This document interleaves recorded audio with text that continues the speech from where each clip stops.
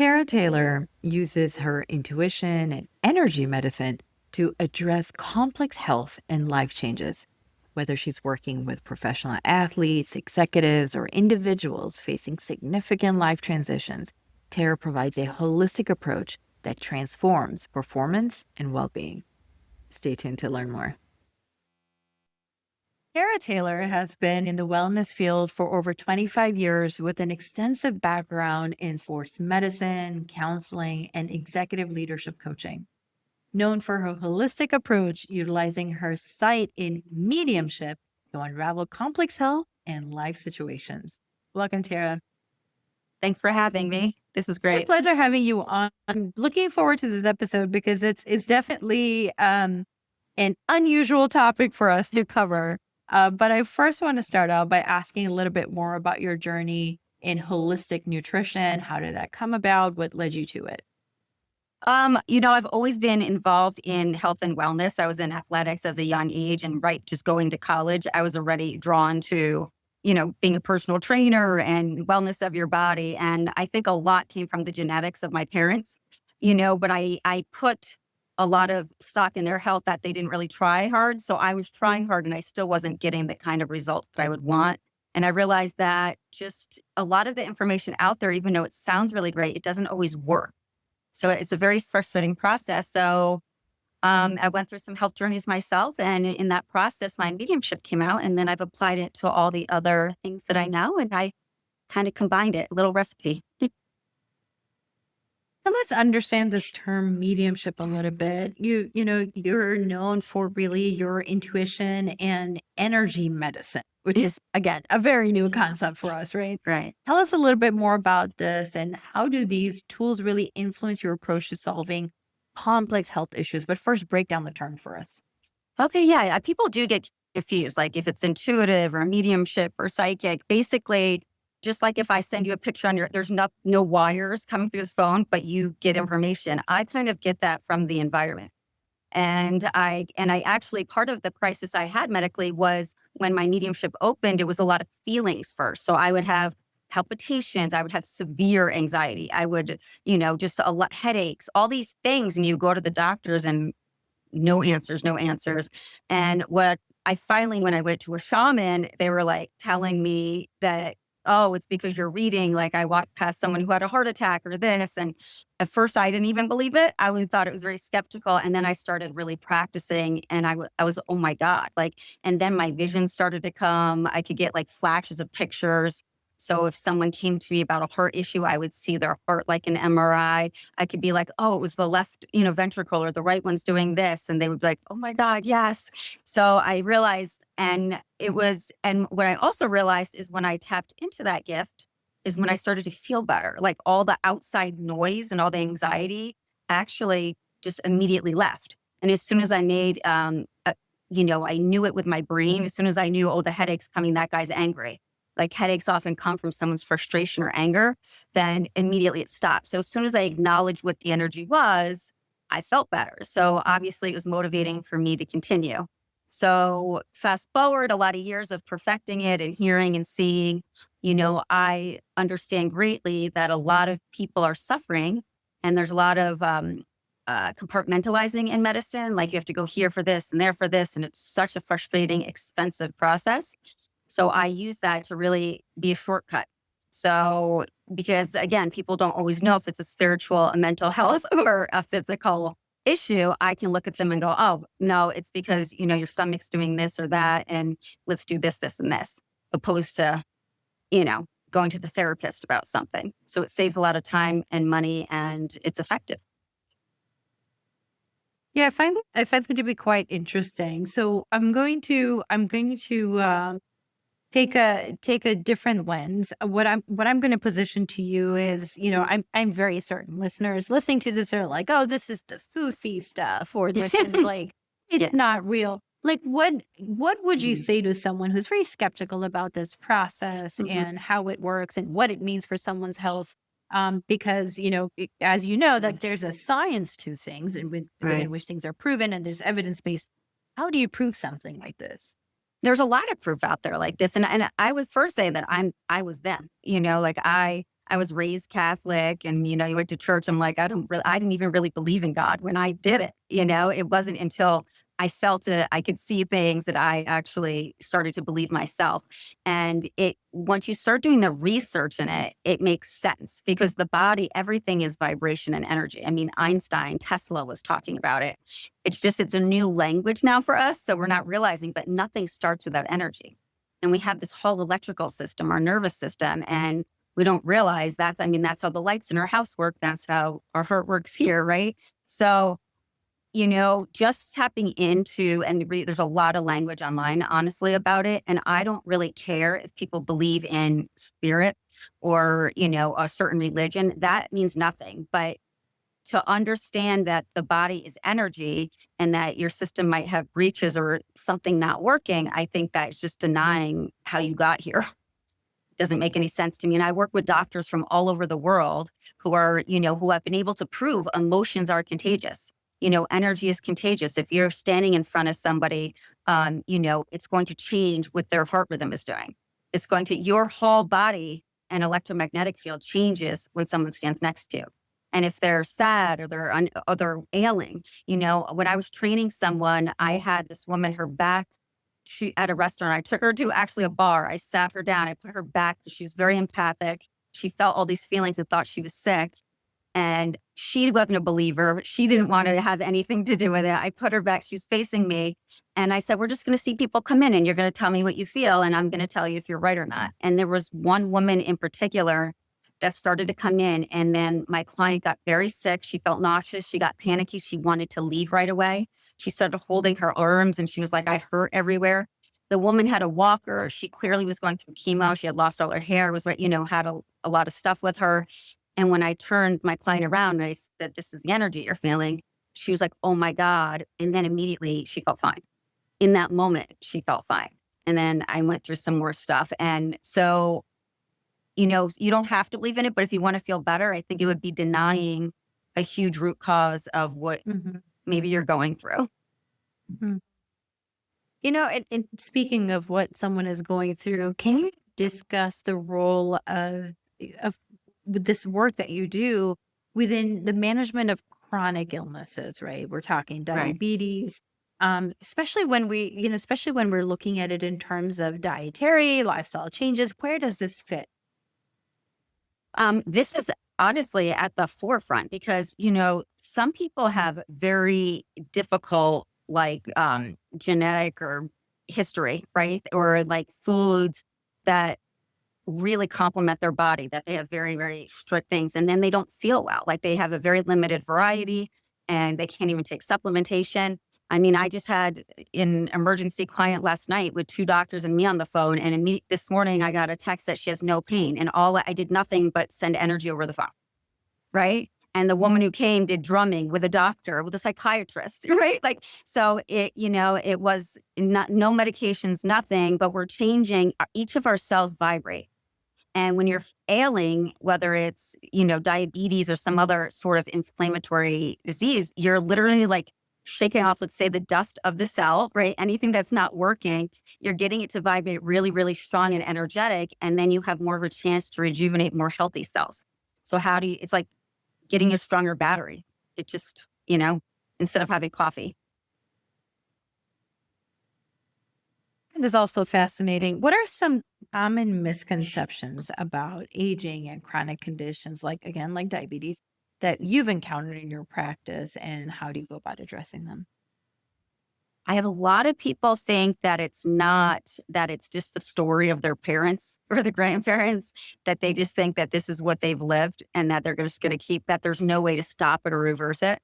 That we just all have bad metabolisms or something like that. They don't realize that you really can rejuvenate. You really can reverse the aging process or at least stop it and have it at a plateaued place.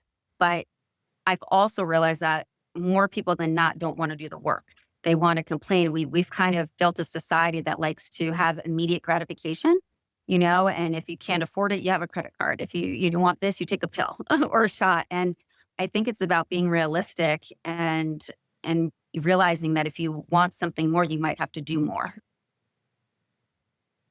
So So I try to make ultimately it there simple though, but yeah, go ahead. yeah, so this was gonna say, so ultimately there's no shortcut around this. The work has to be put in, the time has to be put in, and you have to really understand what is going on with your health and then be able Mhm. to work on whatever that specific issue is. Exactly. I mean, to what I said right in the beginning was that there's a lot of really great diets out there. There's a lot of really healthy food, and people are like, "I'm doing it, and I know what I'm doing," and it's very frustrating. But maybe it's just not a bio match for them, right? Or maybe that it's this little tweaking. It's like a recipe. I mean, I can order chicken parm at 5 restaurants. Do they taste the same in 5 restaurants? No. So we forget that our body is like that specific. I mean, I had a client shake his hands were like shaking. We met for a meeting at a restaurant. All I did was take the salt shaker, put 3 shakes in it, and have him drink it right away. Completely stopped. That's it. And he's been taking like supplements for years. Oh, my parents had this. You're dehydrated. Like it's just because no one knows how to drink their water. So if that is a huge sacrifice or work, then people have to reevaluate how they want to feel. Because more times than not, you're doing a lot of work and it's just not efficient work. So we just take away this and we add that. I'm very time conscientious of management, of making things very easy for you and very quick. Mhm.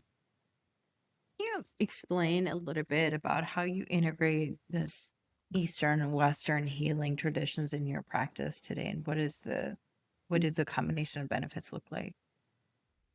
So that is a very bio individual process. Um, and that is something I've struggled about getting a routine for everybody because if someone comes to me and they have cancer, I immediately will ask them, the doctor has said, like, they have to do X, Y, and Z.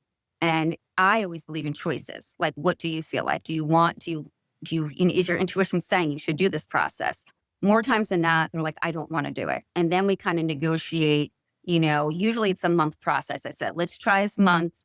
Let's do what I'm going to ask you to do. Let's combine. Let's still go to your doctor. Don't stop. Like, let's ask them to do blood work in a month and let's see if anything got better.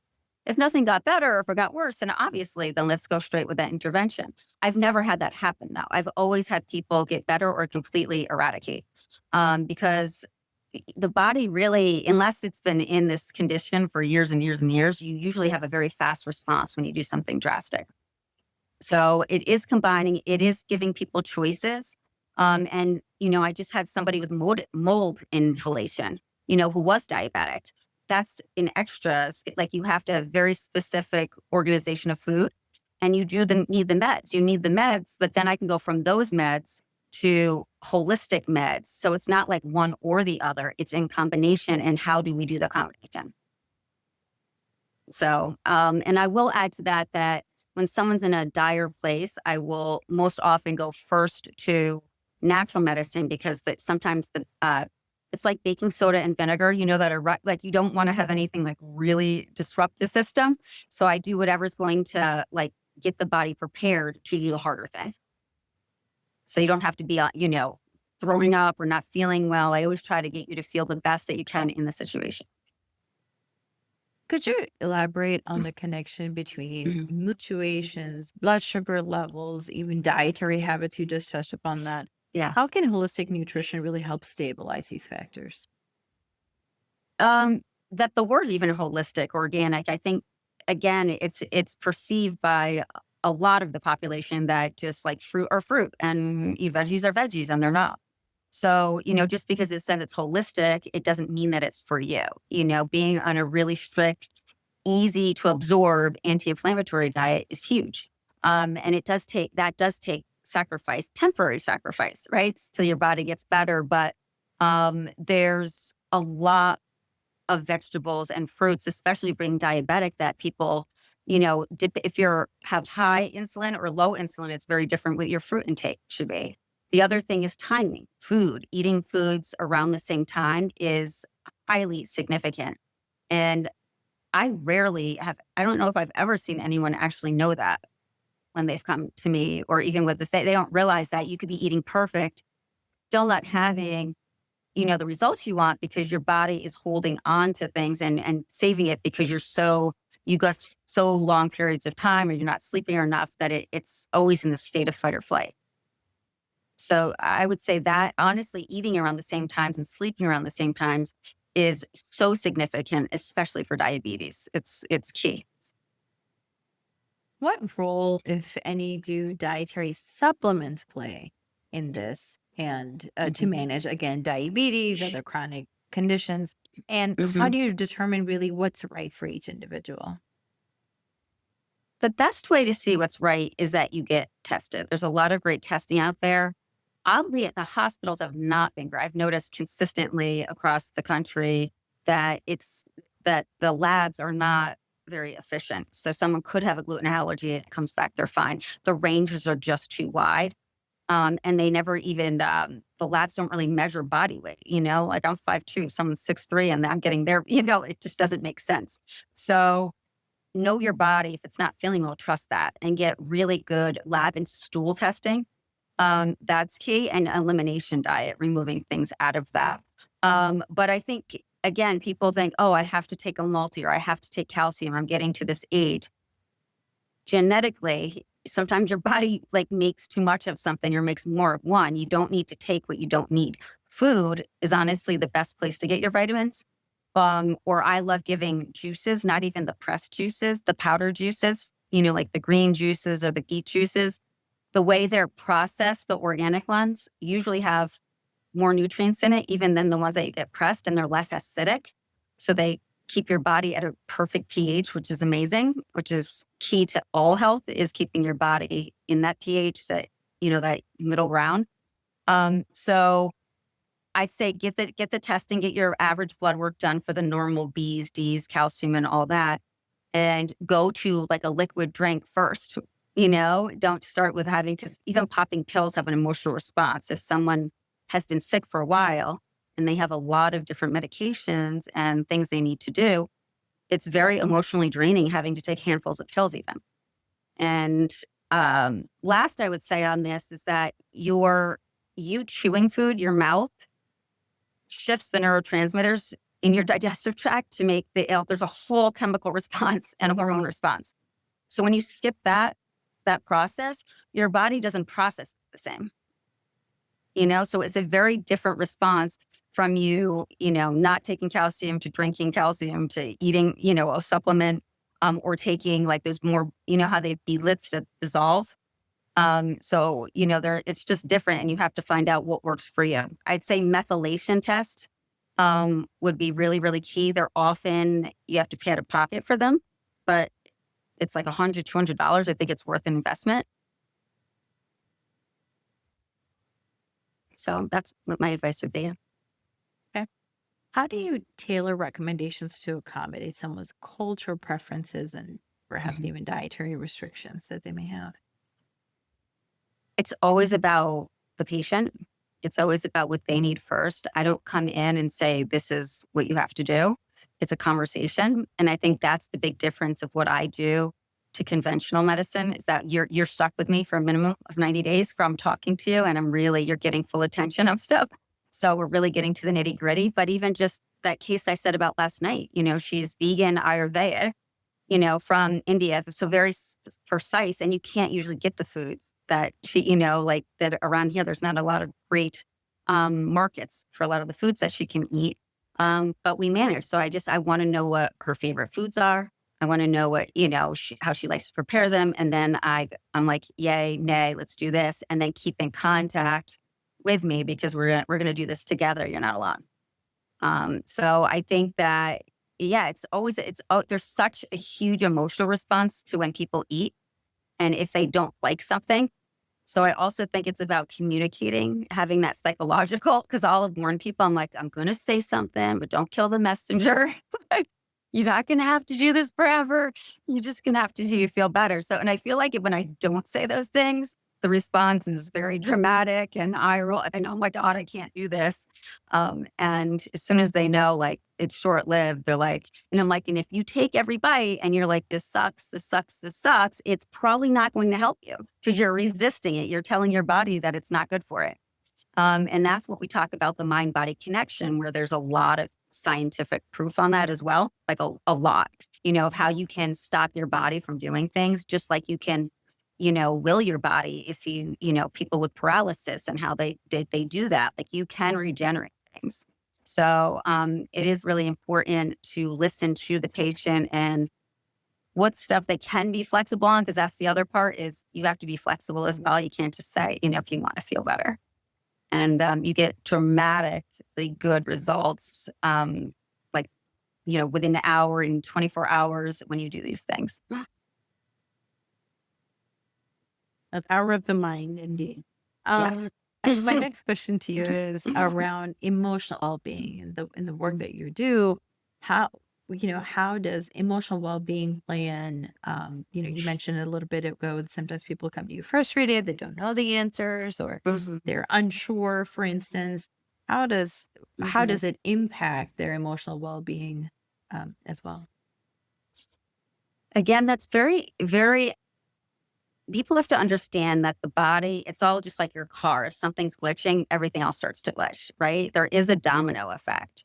So, so say that your dad is diabetic, but you're not. There's probably like a genetic makeup there, right? Like if you push your body to a place of stress, and stress is not just physical stress, as we know, it's high emotional. And people push and take advantage of their bodies, and they have high levels of cortisol.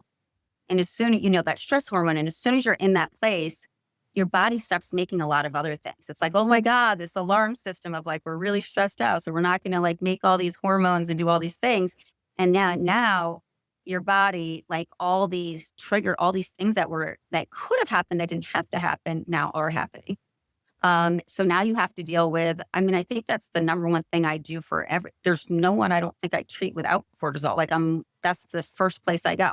Because even if I do the energy healing or I give them that, it doesn't matter if you don't have a healthy mindset. None of it matters if you don't have a healthy mindset and if you're not willing. And I also don't work with people who aren't willing to do the work because you're not going to get the results. And I just don't want to be a part of that because I'm invested in you, you know? So, yeah, I think that's really people understanding that how significant, I have another person who has a lot of weight issues, but, just can't put it on and has a lot of severe GI issues and bleeding. And it's all about being around bad relationships. It's all the stress and the holding, the holding, the holding. And it's changing, it's creating an acidic response in her stomach. So, and what that does is it comes up and the chest wall and the heart, and then it starts changing now your cholesterol. It's changing how your heart is beating. It's changing your vagus nerve. So it's pretty significant.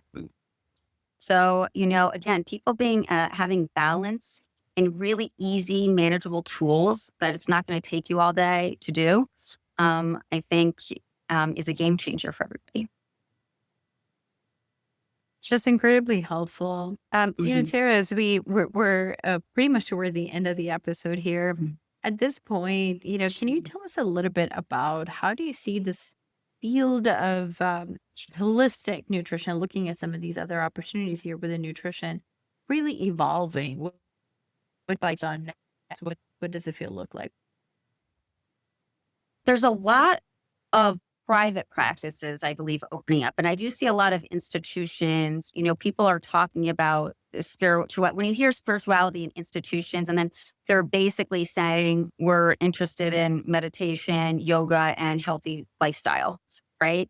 And some of them have like practices that are really cutting edge and they're doing stuff great. The problem I see is that it's still everybody wants to be their own best guru and wants to be, they don't like to collaborate. Everyone's starting something new. Everyone's saying something different. And it's very confusing for the population. And, I have people, who have severe cases of things like COPD and they're in their 80s and they're looking at Instagram posts and now ordering stuff from TikToks and stuff because someone said they cured it.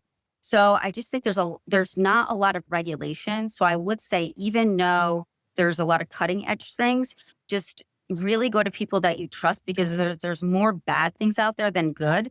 And even the good things, you might not need what they are, and if you're taking something you don't need, then your body stops doing what it was doing in the first place. And then you're messing the whole like system, the equilibrium of it.